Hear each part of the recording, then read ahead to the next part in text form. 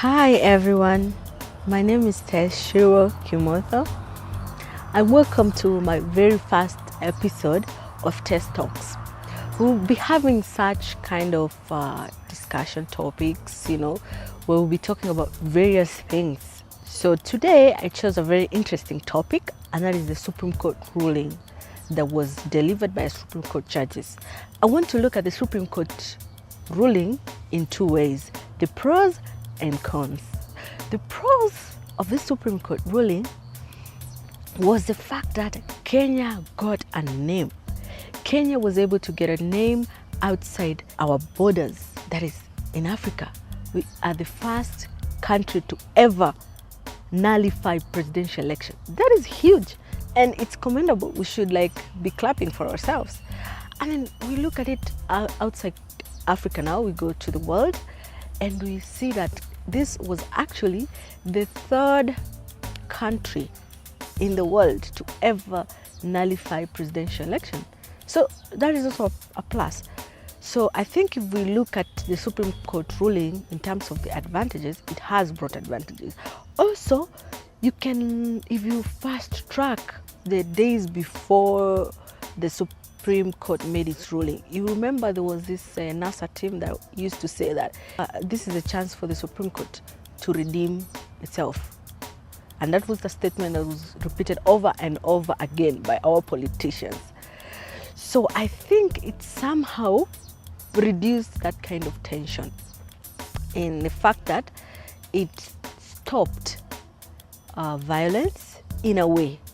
Because even if you look at the day the Supreme Court was going to deliver its ruling, we would see the NASA people outside, and almost, to be honest, Kenyans expected that this ruling would be the other way around. And in the other way around, I mean that it's just going to be upheld, like the way the 2013 election was upheld. We were told, yes, there were anomalies, but we don't need to go back. We should improve on it. Next time, IEBC should improve on it. So those are the pros. Now, let's weigh on the cons. The cons are the economy.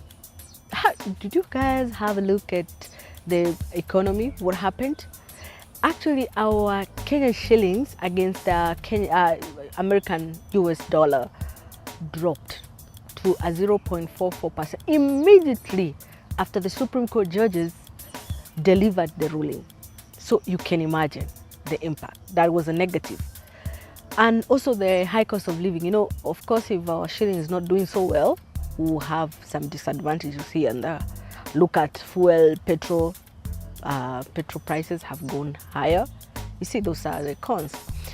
Okay, another con I would like to talk about is tribalism. Kenyan politics is about tribalism. Yeah?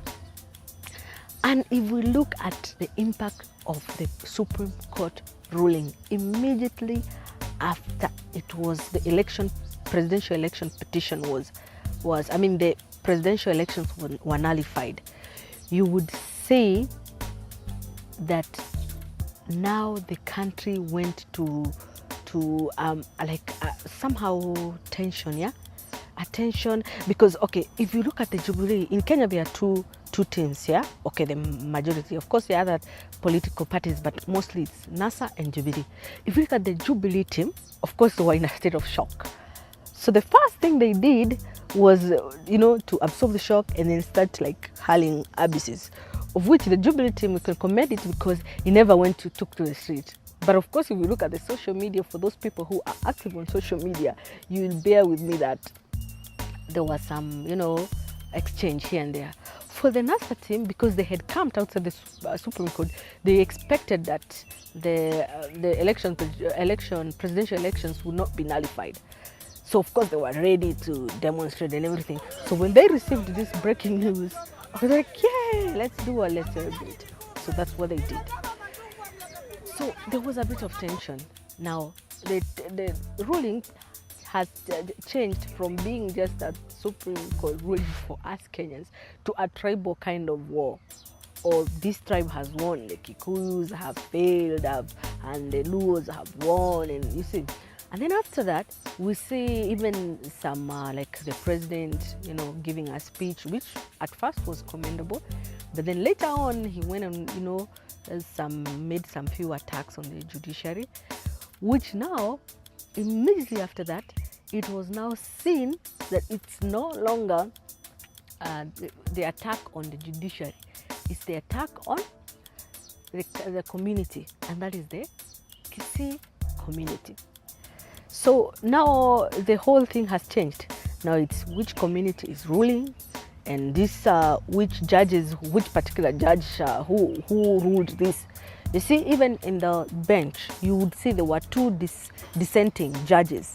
That is Njoki Ndung'u and Justice Ojwang, who is a Luo and a Kikuyu. So it was kind of also confusing because people like, even the Luo judge decided to dissent the ruling.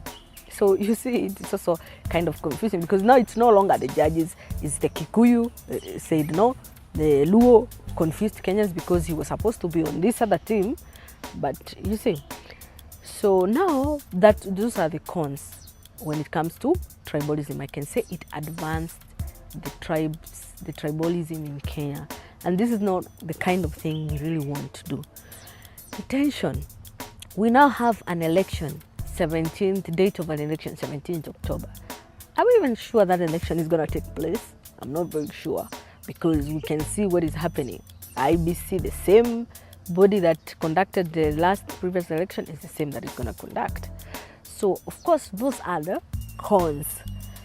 And on my view, I think, because if I analyze the advantages and disadvantages, I think the disadvantages kind of carry weight. Because I don't think the Supreme Court judges really looked at the interest of Kenyans as a whole. Because look, how many Kenyans did not vote? We have about 30 plus Kenyans there were 6.7 that were, of course, NASA. If we go by the way it was announced, we have 6.7 who petitioned, and we have the 8.2 or 5 people who are now the winners per se as of that time. So now, but there are a percentage of people who actually never voted. And did the Supreme Court look at their interest? That's the public policy. What are the interests of also other Kenyans out there? I don't think those other Kenyans would have been really happy, because if you look at the date, that would be 17th of October. If it will happen, it will affect our children. KCSE, when will they prepare?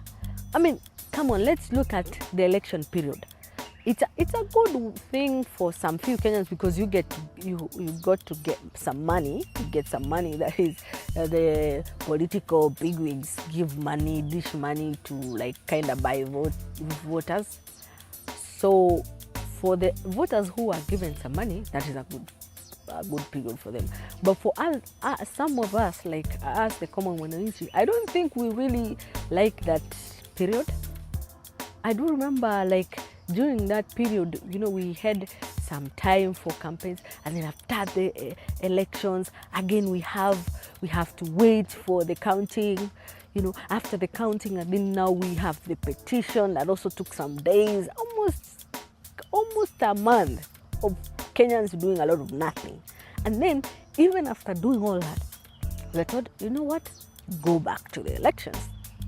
So for me, that is not what really we should have done, and that's why I think perhaps the cons are greater than the pros.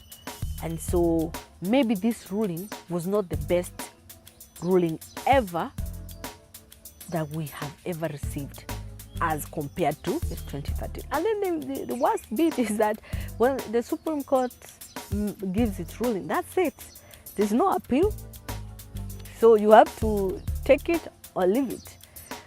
So that's also a disadvantage.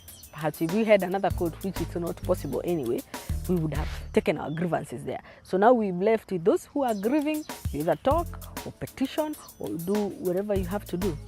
So, but now one thing I would like to now advise, lastly, is to tell my fellow Kenyans, if you are dissatisfied, see, like the way the NASA team were dissatisfied, I think that was going to the Supreme Court was the best solution, because going to the street, you will not get justice at the streets. But once you go to the court, at least, and try to give your views, you never know, they may rule your way, like they did in this case. So that's a good thing. And also for the Jubilee team or any other person who disagrees with this kind of ruling, if you also don't agree with it, or you don't agree with the judge or something, I think there's a right way. That is, there's a petition. You can go to the Judicial Service Commission. We've seen one MP go for it. You see, that's a good move, even if he has been criticized.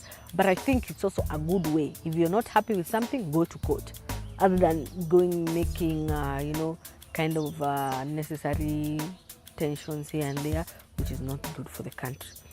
So that is it for today, and I'm hoping the next topic will be as juicy as this one. So watch out for the next episode of Tess Talks.